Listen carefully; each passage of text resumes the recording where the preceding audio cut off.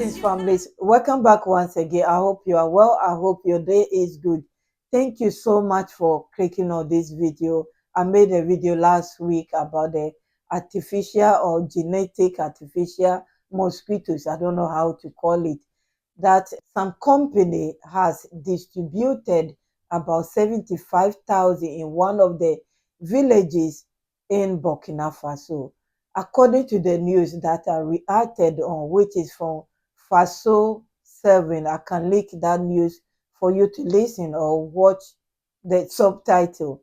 It says that they are calling on the government to abolish that act, what they were doing.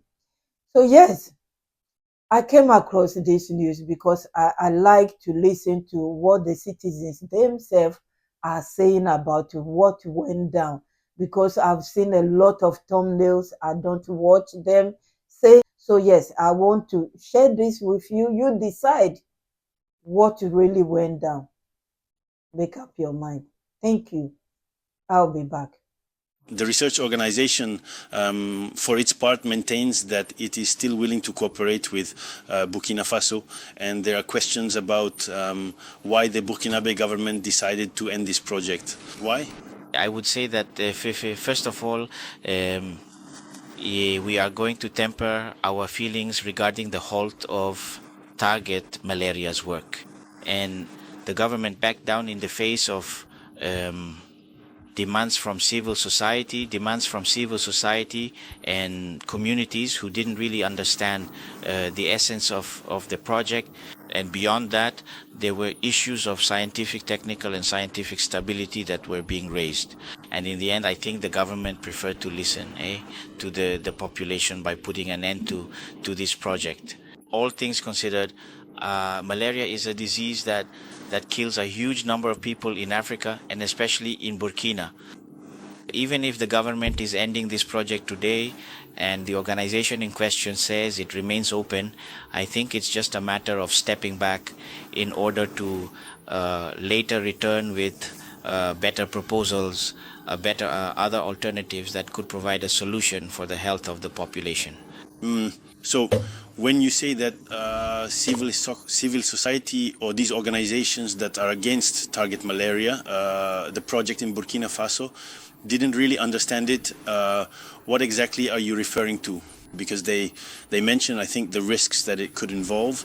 Yes, I think that first of all there was an ethical question that arose in relation to the project, and then regarding the consent of the communities themselves, so that people wondered what would really be the harmful consequences of this project on the population.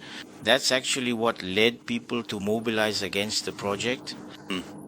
So, Adam, do you also genuinely think that this particular project should be completely stopped, or do you believe there's still a viable path forward for its continuation? First, allow us to go back to the ambition held by Traore's government, Traore himself, by the way, and to a rather revolutionary act that actually reflects the new direction he wanted to set for Burkina Faso, one that puts people at the center of the main concerns. Precisely, speaking of gold, of people and their concerns, I think this is a project that comes at just the right time, in any case, to reaffirm Ibrahim Traore's clear commitment, simply because at first glance I think Ibrahim Traore's intention is precisely to solve this issue of malaria, of which in any case female mosquitoes are the transmitters, without having looked far enough ahead to actually see the consequences that could arise from this very ambitious decision, which I would like to emphasize is, in my view, quite bold. But in a way, this revolution, I think that history will remember that in reality, beyond the many studies which in fact today no one can say are truly conclusive, because we've seen people talk about vaccines and also about Ocho who have tried, because when we look further, you'll see that in reality the deaths caused by these mosquitoes are enormous, because we're talking about both children and even adults. The number of deaths from malaria is huge. That's what led, in any case, Ibrahim Traore to consider a rather revolutionary action to, if not put an end to, then at least actually reduce, in any case, this disease. But I think it's the balance of nature that when we look at what exists today, in any case, the imbalance and the consequences inherent to the imbalance of nature caused by human actions can lead, in any case, these organizations and civil society to oppose this decision by Ibrahim Traore. I think you're talking about civil society, and I'm also talking about researchers who, even if there aren't any real reasons to judge the opportunity presented, in any case, by this revolutionary act, it's obvious that there is the organization that... Yeah, exactly. Quite simply because when we look at it, we've always been told it's true that even when we take snakes or other insects that are actually harmful to humans at first glance, we know that their destruction has caused the imbalance in nature that we see today, quite simply. In any case, for me, with the perspective at least of an ordinary citizen, I don't know much, but I do know that the fact is God, we've always been told that God created nature in a balanced way. And what we are experiencing today in terms of imbalance is, in any case, due to human actions that have led to this imbalance, and we are suffering from it today. So I think that without pushing the reflection too far, talking about the fact that these mosquitoes, in any case, we're talking about destruction because we're going to inject genetically modified mosquitoes to mate with the wild mosquitoes in order to cause their destruction. So it all comes back to destruction. Even if we seem to be putting some caveats to explain that it's not total destruction, in any case, I think that if today mosquitoes are causing deaths and we want to destroy them, I think that could eventually lead to other consequences from the perspective of an ordinary citizen, as I mentioned earlier. So this should be a cause for concern. Still, it would be necessary that there are also concerns being raised about what other diseases or risks this could potentially cause as well. Yes, of course.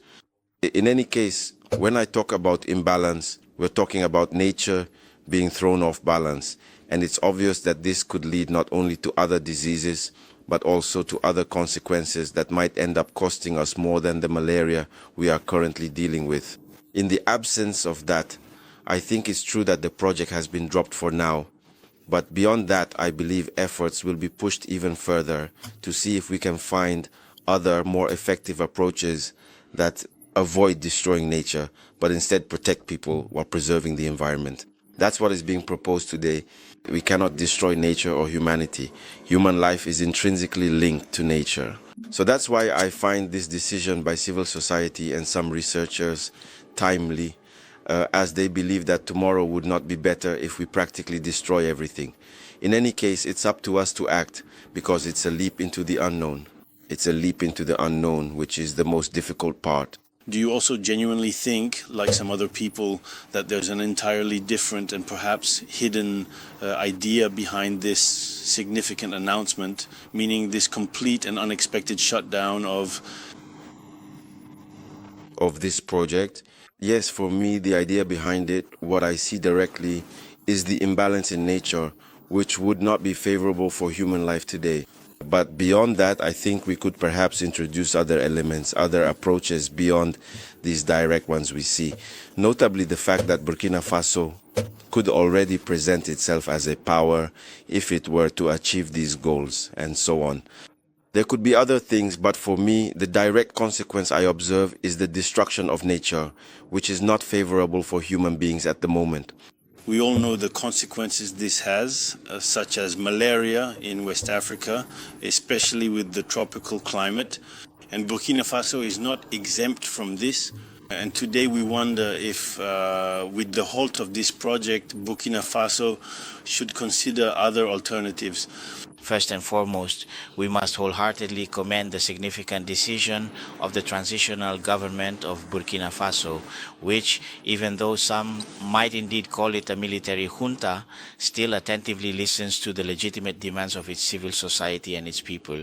But beyond that, we should also acknowledge the boldness of this project, which was very ambitious, and at the same time encourage the leaders of Burkina to further intensify research or propose other approaches and solutions. Perhaps it is necessary to further strengthen financially the specialized biotech agencies involved in research so they can propose a solution that is more suitable, accepted by the population, and as my colleague mentioned, one that will also not harm nature.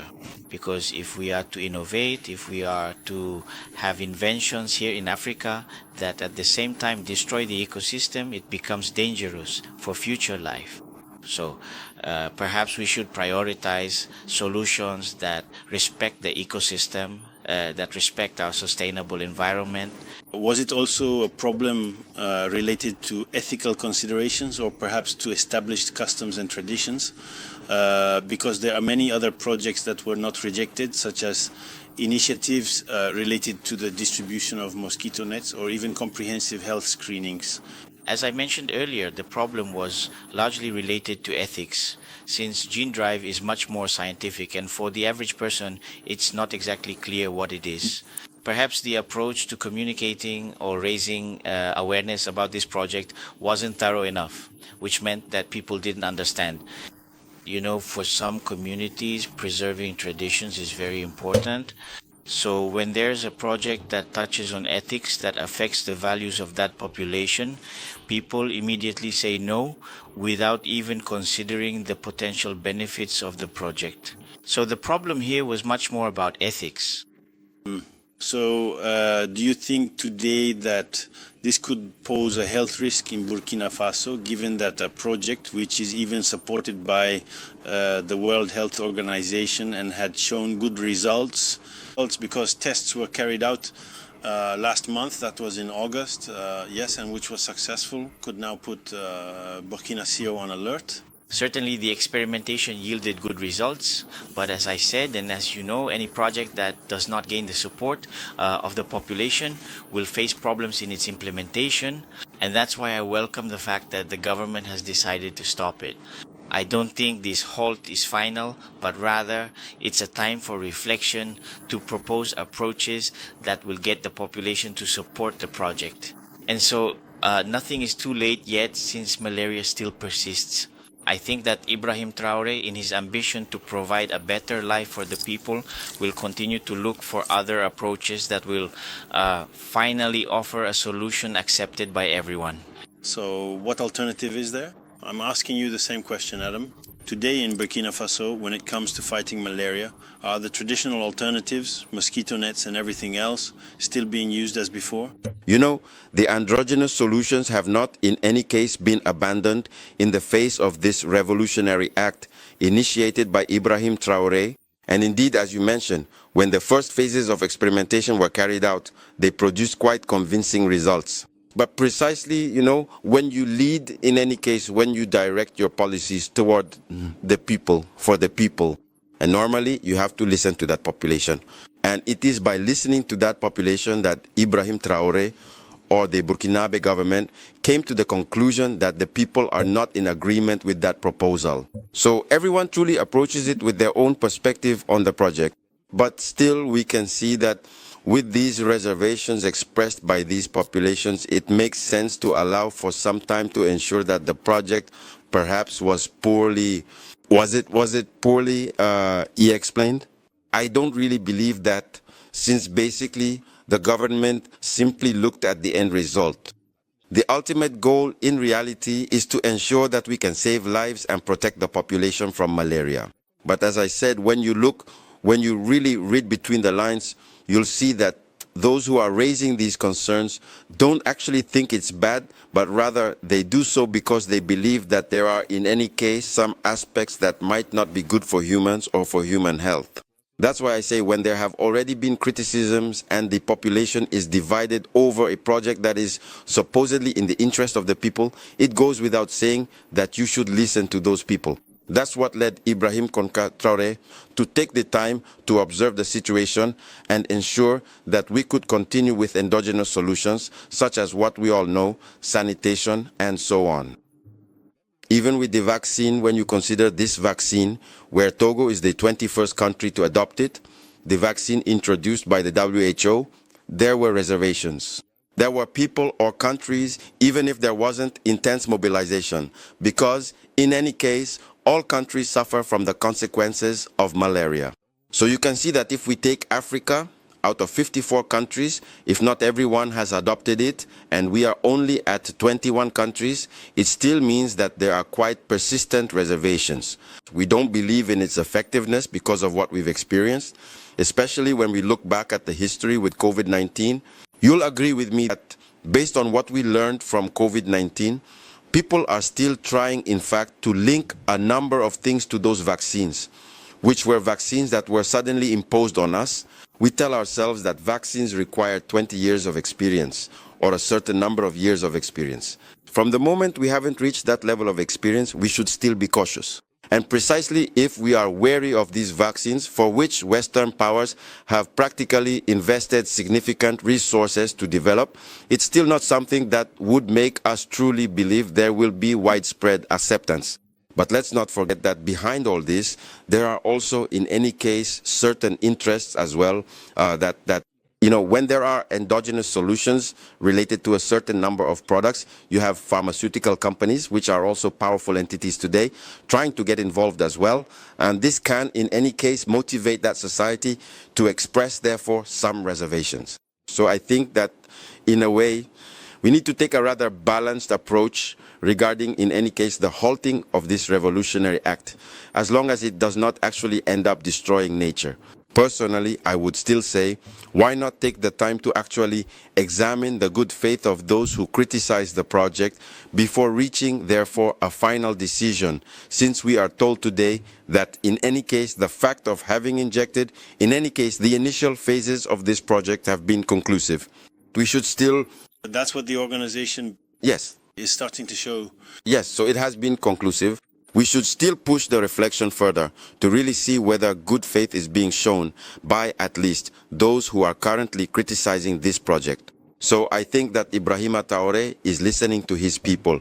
Given that there has been division regarding its acceptance, it is important to listen to the population, and that's what he has done. I think that tomorrow will reveal a lot. If good faith is not being shown, and if it is instead personal interests or the selfish interests of corporations that are being put forward over the interests of the people, then Ibrahim Traore should at least have a communication plan that aligns with the interests of the population, and thus be able to update or reactivate this revolutionary act, which I believe will place Burkina at the forefront of new approaches in research. A final word?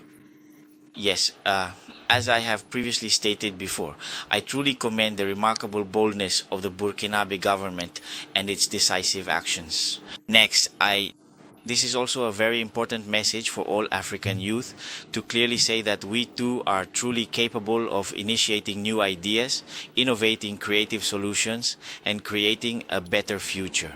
If Burkina Faso was able to set up a program that ultimately led to results we can call positive, it means that African youth as a whole can create, innovate, and provide solutions. Solutions whether in the field of medicine, in science, or in mathematics. In every possible field, young people are capable of creating, especially if they have the support of their government. And so this is also an opportunity to call on our political leaders in all African countries to invest more in youth education and scientific research. And I believe that we will be able to provide solutions to the problems that Africa as a whole is facing. Yes, to conclude, I think that in any case, any revolutionary act undertaken, whether by Burkina or any of the countries in the region, given what we know, will not be easy. It won't be easy. That's why I say that courage and determination must be the key words to achieve these actions. Because today, as we know, Africa has been a land that simply consumes everything that comes from outside.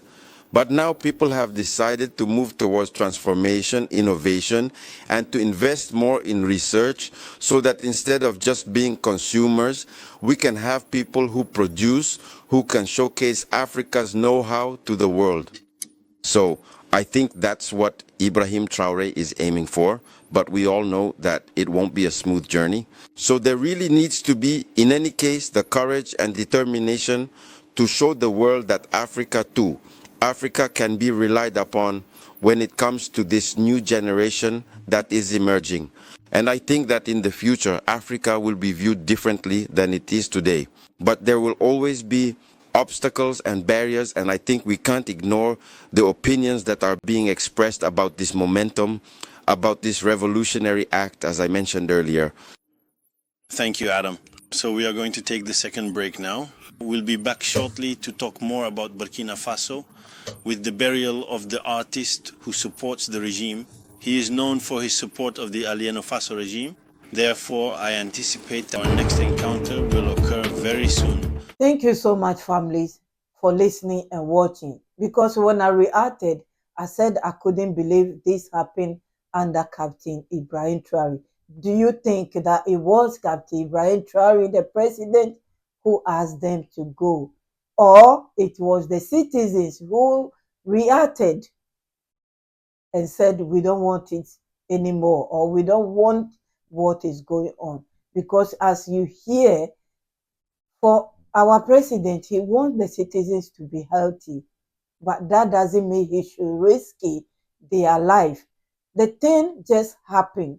And I'm sure I was saying that at that time that it happened, the Minister of Health was traveling around those areas, sharing mosquito nets, giving vaccinations. So I question, does he not know about it, or does he know about it? So the message is clear from this video and from other YouTubers, what they are saying. Please make up your mind.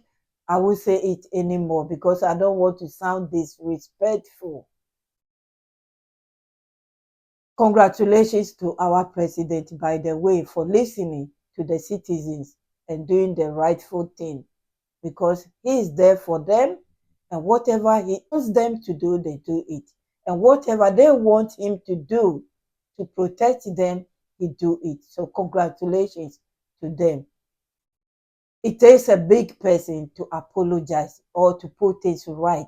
Some people will ignore the feelings or the knowledge of the people on the street because they are not scientific people to know. Like me, we don't know what we are talking about.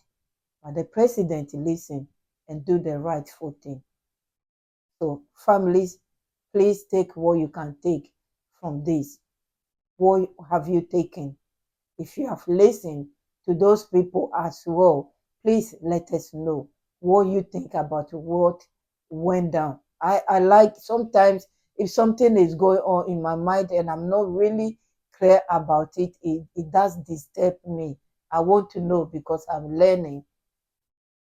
I know what I've taken. I know the true news about what went down and what is happening. I don't know about you, if it is clear to you or not. I don't know. I leave it to you. Thank you so much. God bless you all. Have a wonderful day and then stay blessed.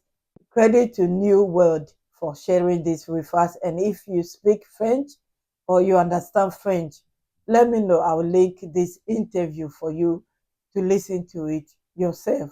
I think their opinion matters as well because something nasty went down. Somebody did something for all this to be happening.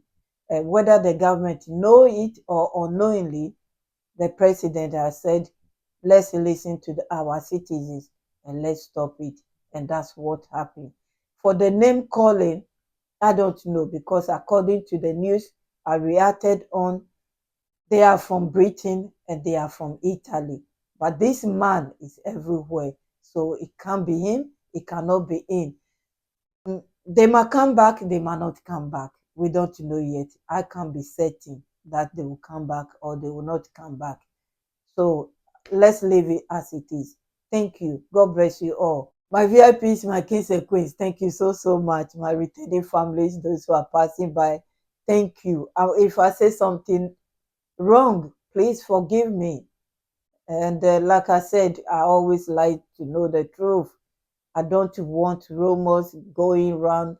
No, I don't believe in that. I want to know what is really going on. And that's why I'm here.